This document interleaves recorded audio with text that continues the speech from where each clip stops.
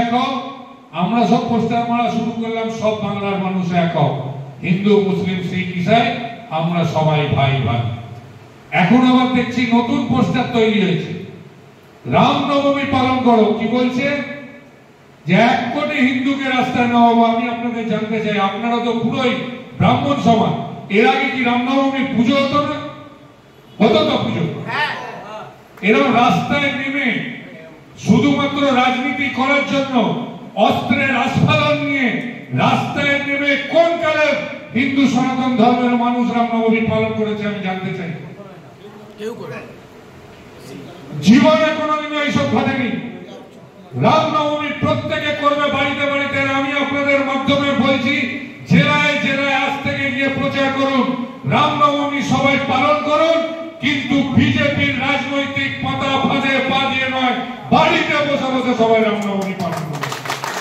যারা যারা ধর্ম পালন করতে চান তারা ওই ভারতীয় জনতা পার্টির পাতা ফাঁদে পা দেবেন না।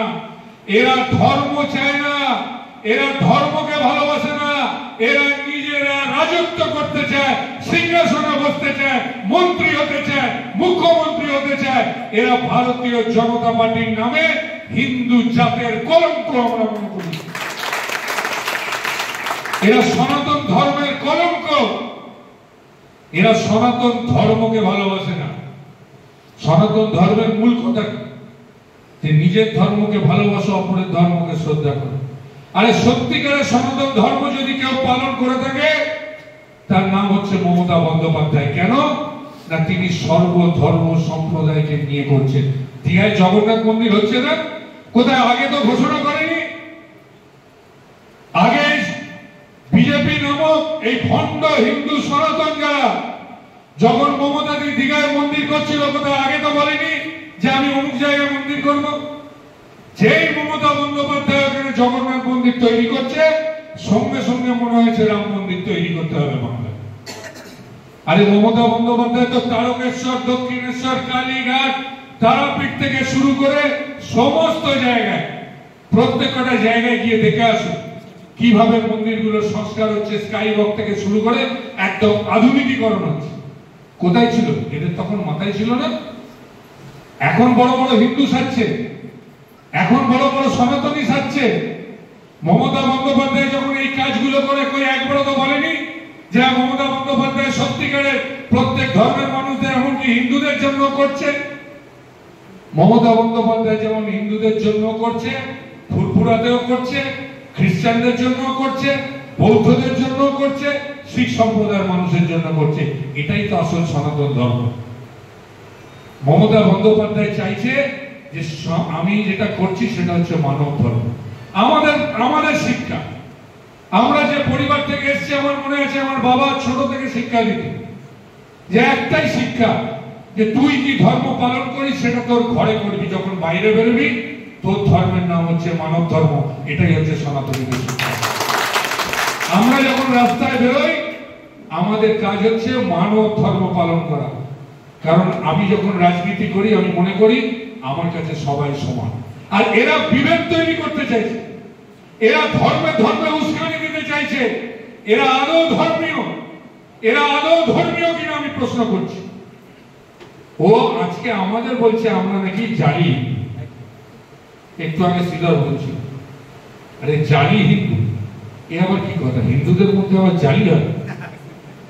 হ্যাঁ, আপনারা তো ব্রাহ্মণ পুরোহিত, আপনারা সংগঠন বলুন না, হিন্দুদের মধ্যে কোনো জালি হতে পারে? যে বলছে হিন্দুদের জালি, নয় আমি মনে করি তার ধর্মীয় শিক্ষা নেই, আর নয় ইচ্ছাকৃত ভাবে সে মানুষকে ভুল পথে পরিচালিত করার চেষ্টা করছে। তাই এই সমস্ত জালি মানুষদের থেকে আমাদের সাবধান হতে হবে।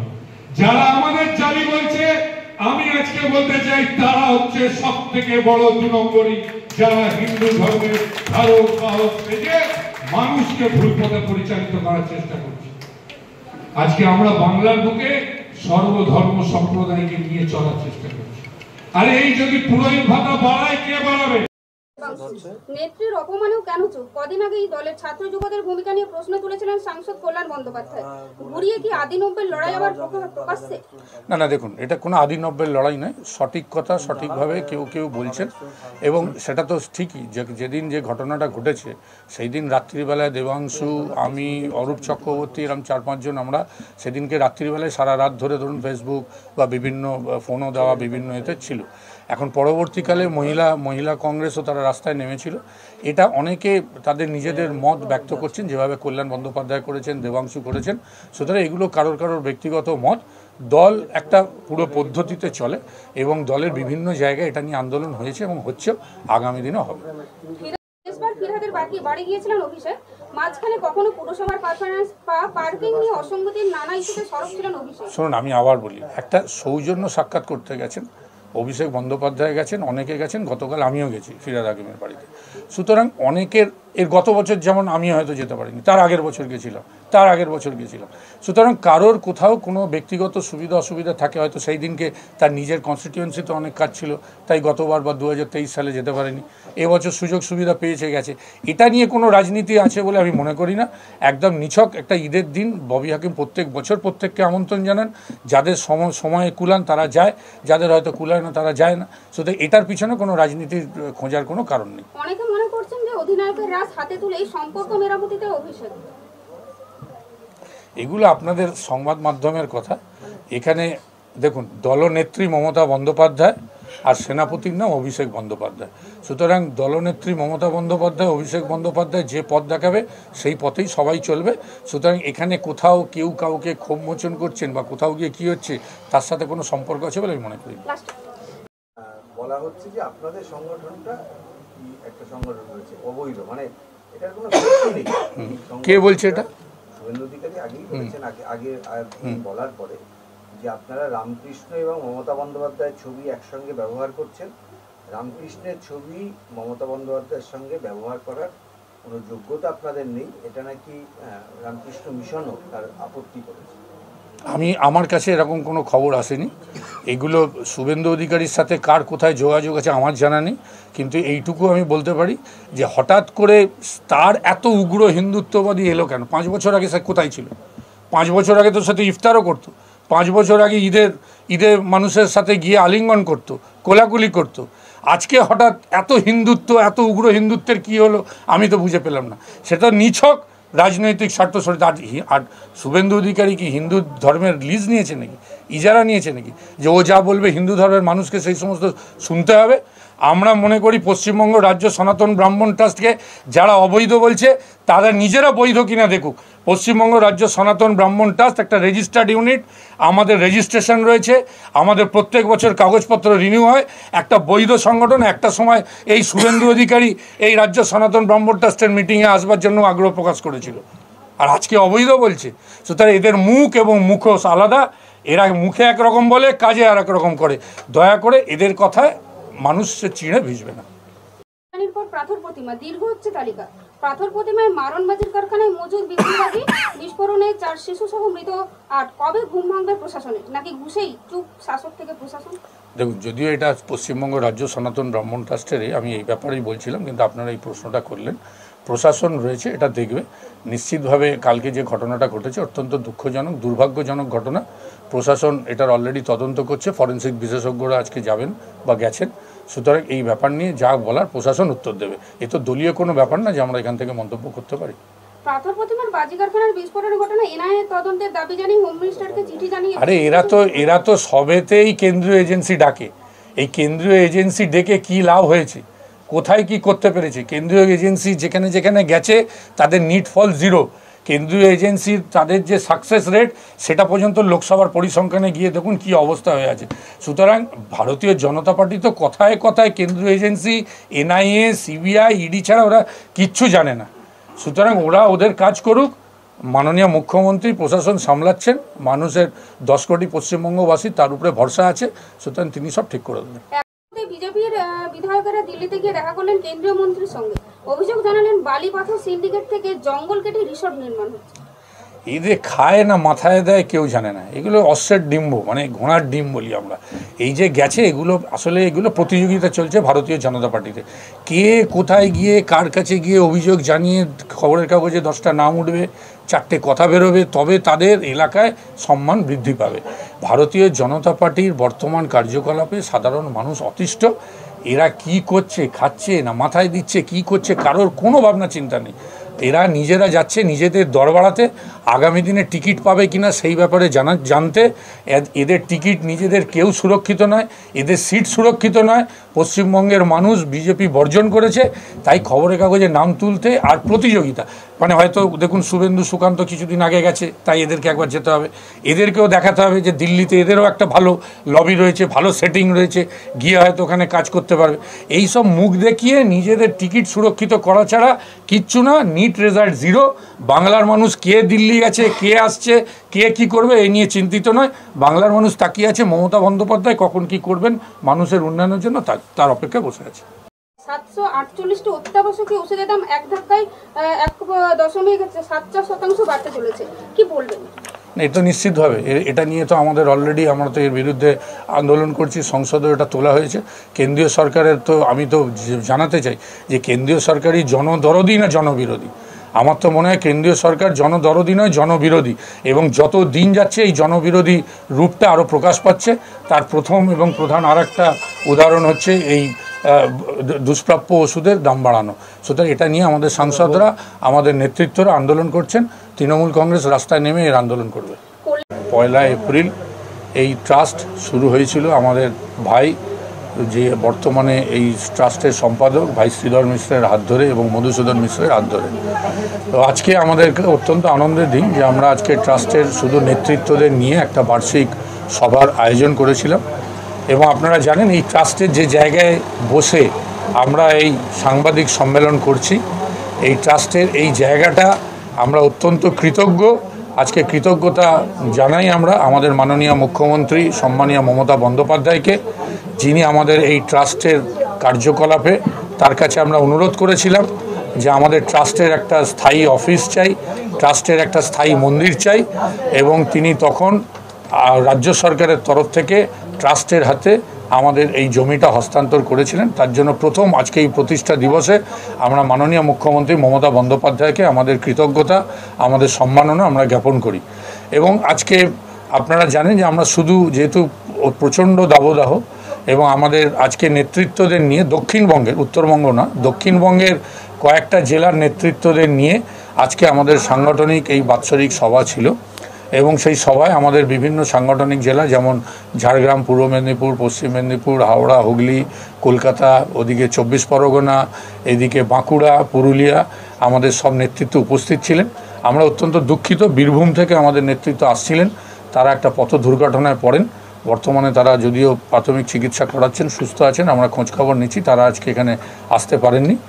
এবার আজকের এই মূল আলোচনার আমাদের বিষয়বস্তু ছিল যে আমরা জানেন যে একটা হঠাৎ করে একটা হিন্দুত্বের এজেন্ডা নিয়ে কেউ বিশেষ করে আমি নামই বলছি শুভেন্দু অধিকারী এবং ভারতীয় জনতা পার্টি, হঠাৎ করে হিন্দুত্বের এজেন্ডা নিয়ে তারা বাজারে বেরিয়ে গেছেন। তারা কোথায় ছিলেন যখন 2016 সালে আমাদের এই ট্রাস্টের যখন সূচনা হয়েছিল? সেই সময় তারা কোথায় ছিলেন? সেই সময় যিনি আমাদের এই ট্রাস্টের সহায়তা করেছিলেন তিনি হচ্ছেন মুখ্যমন্ত্রী মমতা বন্দ্যোপাধ্যায়, যার অনুপ্রেরণায় সেই সময় আমরা প্রথম দক্ষিণেশ্বরে আমরা ওপেন মিটিং একটা করেছিলাম, পরবর্তীকালে রানী রাসমণি ইত্যাদি ইত্যাদি। সুতরাং আমাদের মূল বক্তব্য হচ্ছে যারা এই হিন্দুত্ব করছেন তারা শুধুমাত্র নিজেদের রাজনৈতিক স্বার্থ চরিতার্থ করার জন্য, শুধুমাত্র নিজেরা দুধে ভাতে থাকার জন্য, নিজেরা সিংহাসন লাভ করার জন্য, নিজেরা মন্ত্রী শান্ত্রী থেকে এই রাজ্যে তাদের নিজেদের স্বপ্ন পূরণ করার জন্য তারা এই হিন্দুত্বের এজেন্ডাটা সামনে এনেছে। কিন্তু আমরা মনে করি সনাতন যারা ধর্মে যারা বিশ্বাসী তারা মনে করি নিজের ধর্মকে ভালোবাসি, অপরের ধর্মকে শ্রদ্ধা করি, এটাই হচ্ছে আমাদের মূল মন্ত্র। এবং তার প্রকৃত উদাহরণ যদি কেউ হয়ে থাকেন তিনি আর কেউ নন, তিনি হচ্ছেন মাননীয় মুখ্যমন্ত্রী মমতা বন্দ্যোপাধ্যায়। আজকে আমরা দেখছি রামনবমী নিয়ে একদম যেন মনে হচ্ছে যে একটা যুদ্ধঙ্গেই। আগে তো পশ্চিমবঙ্গে আমরা এরকম কালচার কোনোদিনও দেখিনি, এই সংস্কৃতি তো বাংলায় কোনোদিনও ছিল না। রামনবমী এর আগে কি আমাদের হিন্দু ধর্মের মানুষরা কেউ পালন করেনি? সনাতন ধর্মের মানুষরা কি রামনবমী কেউ পালন করেনি? তাহলে হঠাৎ করে এই হুঙ্কার কেন বিগত 2-3 বছর ধরে? কেন এই হুঙ্কার যে অস্ত্র নিয়ে করতে হবে, 1 কোটি হিন্দুকে রাস্তায় নামতে? আরে ওরা কি হিন্দু ধর্মের ইজারা নিয়েছে, লিজ নিয়েছে, ঠেকা নিয়েছে? শুভেন্দু অধিকারী সহ বিজেপির অন্যান্য নেতৃত্ব কি হিন্দু ধর্মের লিজ নিয়েছে যে ওদের কাছে নাম লেখালে তবেই তারা হিন্দু ধর্ম করতে পারবে, তবেই তারা সনাতন ধর্ম পালন করতে পারবে? আমরা দর্থহীন ভাষায় বলতে পারি, বাংলার প্রকৃত সনাতন ধর্মীয় যারা রয়েছেন, যারা সত্যিকারের সনাতন ধর্ম ভালোবাসেন, যারা সত্যিকারের হিন্দু ধর্ম পালন করেন, আমরা তাদেরকে অনুরোধ করছি, দয়া করে এই ভারতীয় জনতা পার্টির পাতা ফাঁদে পা দেবেন না। এরা শুধু ধর্মটাকে সামনে রেখে নিজেদের সিংহাসন লাভের আশায় রাজনৈতিক স্বার্থ চরিতার্থ করার জন্য এরা রামনবমীকে, এরা ভগবানকেও রাস্তায় নামাতে এরা দ্বিধা করে না। তাই আমি আপনাদের বলবো, 1 কোটি হিন্দু বলছে, সত্যিকারের যদি হিন্দু ধর্মকে কেউ ভালোবাসেন, আমরা যারা সনাতন ধর্মের মানুষ, আমরা আপনাদের অনুরোধ করছি, ওদের পাতা ফাঁদে রাস্তায় নামতে হবে না, বাড়িতে বসে আপনারা ধর্ম পালন করুন। 1 কোটি হিন্দু, আমি দায়িত্ব নিয়ে বলছি, বাংলার হিন্দুরা এত সস্তায় বিক্রি হয় না। বাংলার হিন্দুরা জানে তাদের আদর্শ কি, তারা কি চায়, এবং তারা আগামী দিনে রামনবমী যারা পালন করবেন তারা বাড়িতে বসে করবেন, এইটুকু আমাদের অনুরোধ রয়েছে। এবং আমি আবার বলি, এই বিভেদের রাজনীতি, এই ধর্ম নিয়ে হানাহানির যে রাজনীতি, বাংলায় এসব কোনোদিনও ছিল না। এই ভারতীয় জনতা পার্টির হঠাৎ করে তৎকাল কিছু নেতা বাজারে বেরিয়ে গেছে, হঠাৎ করে তৎকাল নেতারা নিজেদের স্বার্থ সিদ্ধির জন্য এই সব করছে। এদের থেকে আপনারা দূরে থাকুন, এটাই হচ্ছে আমাদের আজকের মূল ফোকাস। এবং আমরা আমাদের জেলার নেতৃত্বকে বলেছি, প্রস্তুত থাকুন, আমরা সিদ্ধান্ত নেব, প্রশাসন যদি অ্যালাউ করে আমরাও আগামী দিনে রামনবমীর দিনে জেলায় জেলায় ওরা হাতিয়ার অস্ত্র নিয়ে করবে, আর আমরা সাম্প্রদায়িক সম্প্রীতি, ভ্রাতৃত্ব, পরস্পরের প্রেম, শান্তি রেখে আমরাও জেলায় জেলায়, রাস্তায় রাস্তায় সনাতন ব্রাহ্মণ টাস তারাও মিছিল করবে। দরকার হলে কেন্দ্রীয়ভাবেও প্রশাসন যদি অনুমতি দেয় আমরা করতে পারি। দীঘাতেও আজকে পশ্চিমবঙ্গ রাজ্য সরকারি ব্রাহ্মণ ট্রাস্টের ব্যানারে আজকে সাধারণ সভা অনুষ্ঠিত হচ্ছে। তা আমি আপনাদের বলি, যেহেতু দীঘায় আপনারা জানেন যে আমাদের জগন্নাথ মন্দির আমাদের নেত্রী ওখানে করবেন বলেছেন, সেই জন্য ওরা একটা ওইখানে প্রস্তুতি করছে। আমরা আগামী দিনে দেখছি সবাইকে নিয়ে একসাথে কীভাবে করা যায়, তার জন্য আমি তো আজকে বলে গেলাম যে আমরা আগামী দিনে এইগুলোকে নিয়ে একসাথে যাতে হয়, কেউ আর আলাদা আলাদা করবেন না, সবাই একসাথে যাতে করে, তার জন্য যে প্রয়াস আমরা আগামী দিনে নেব। আর আমি এর সাথে সাথে আরেকটা বলি, আরএসএসের যে একটা ঘৃণ্য হঠাৎ করে একটা আলোচনা হয়েছে আমাদের হাওড়ার উলুবেড়িয়াতে, যে আরএসএস এখন, আগে তাদের যে অন্যান্য ধর্মীয় ব্যাপার ছিল সেগুলো ছেড়ে তারা এখন চেষ্টা করছে যে ভারতীয় জনতা পার্টির হয়ে কী করে ভারতীয় জনতা পার্টিকে রাজ্যে প্রতিষ্ঠিত করা যায়, তার জন্য আরএসএস উঠে পড়ে লেগেছে। আমরাও আমাদের পশ্চিমবঙ্গ রাজ্য সনাতন ব্রাহ্মণ ট্রাস্টকে বলেছি, আগামী মাস থেকে জেলায় জেলায় আমরা সভা করব। আমরা আগামী দিনে যেখানে যা করার, আমরাও আরএসএস যদি এই কাজ করতে পারে তাহলে পশ্চিমবঙ্গ রাজ্য সনাতন ব্রাহ্মণ ট্রাস্টও, কেন আমরা মনে করি আমাদের সংগঠন আরও বেশি শক্তিশালী, আমরা আরও ভালোভাবে পরিবারে গিয়ে গিয়ে ব্যাপকভাবে যাতে মানুষকে সনাতন ধর্মের প্রচার করা যায়। আর এই বিজেপির অপপ্রচার আর আরএসএস যে বিজেপিকে সাহায্য করছে, এইটা থেকে যাতে বেআব্রু করা যায়, এবং আগামী দিনে যাতে মুখ্যমন্ত্রী মমতা বন্দ্যোপাধ্যায়, যিনি আজকে ব্রাহ্মণ পুরোহিতদের ভাতা দিয়েছেন, যিনি মন্দির